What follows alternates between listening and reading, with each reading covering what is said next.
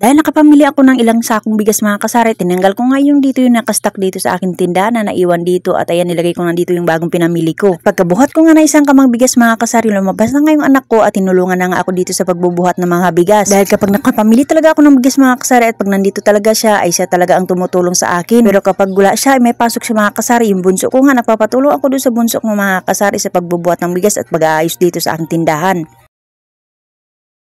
Tapos nga buhatin yung bigas at maayos mga kasari, siyempre dito naman ako sa mga soft drinks dahil tingnan nyo naman isang kahon na lang yung natira yung akong mga soft drinks na maliliit. Dahil sa isang kahon nga ilang piraso na lang natira kaya ang ginawa ko, niready ko na itong mga kasari at habang yung anak ko ay nagre-ready doon ng tricycle na pagkatapos nga doon sa loob mga kasari, siyempre lumabas naman ako dito dahil ito naman ang kukunin ko. Itong mga buting malalaking soft drinks mga kasari, bali ang bibiling ko lang itong mga soft drinks ay itong mga Coke product. Dahil ito talaga mabilis maubos at mabinta dito sa aking tindahan mga kasari, mayroon pa naman ako natirang mga RC product.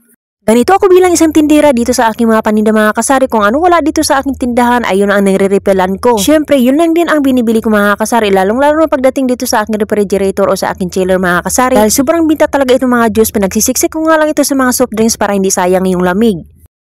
Ganito ako bilang isang tindera mga kasari sa aking tindahan, lumalaban kahit pagod na. Nagre-refill pa rin ng mga paninda at nagre-repack pa rin ng mga paninda para maibibinta. Yun nga, naubusan nga ako dito na aking nire-repack na mantika dito sa aking tindahan mga kasari. Kaya sinimulan ko na ang pagre-repack na aking tingi-tingi na aking mga panindang mantika dito sa aking tindahan mga kasari. Ay nirepack mo na nga itong 1.5 mga kasari para nga marami akong mai-repack at marami din akong maibibinta at may stock din ako dito sa aking tindahan. Kahit nga sa sobrang masama ang aking pakiramdam mga kasari, pero tuloy pa rin alaban dahil tindera ako, gusto kong kumita at doon para makabinta na aking mga paninda dito sa aking tindahan mga kasari. Dahil sayang kasi pag wala akong niripa, sayang din yung binta mga kasari.